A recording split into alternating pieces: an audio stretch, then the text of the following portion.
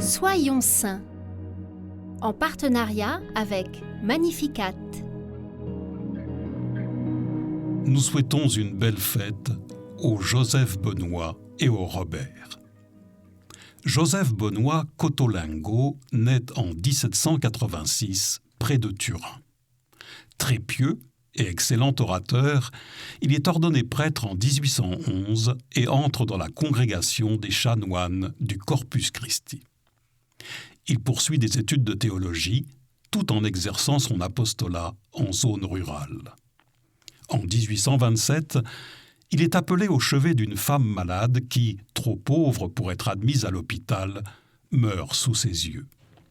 Cette rencontre tragique est à l'origine de la fondation de la petite maison de la Divine Providence de Turin, destinée à l'accueil des malades, des pauvres et des abandonnés.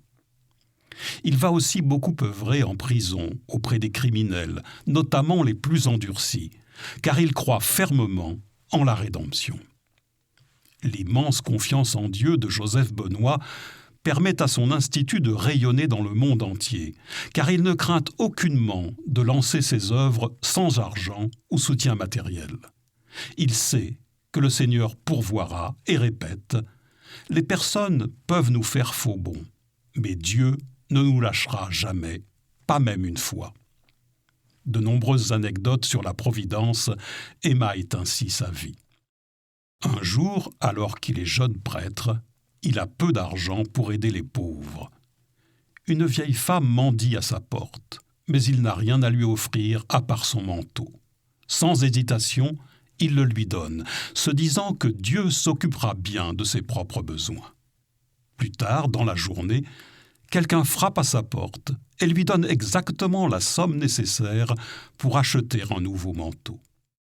Une autre fois, pendant une période de famine, les provisions de nourriture sont presque épuisées dans l'une de ces maisons.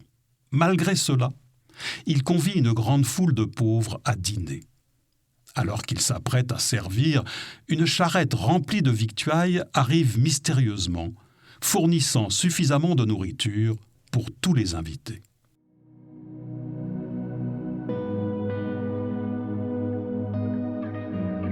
À la grâce de l'Esprit Saint et à la prière de Saint Joseph Benoît Cottolengo, soyons soucieux de ceux que la maladie peut isoler et essayons de moins nous soucier du matériel en faisant confiance à la divine providence.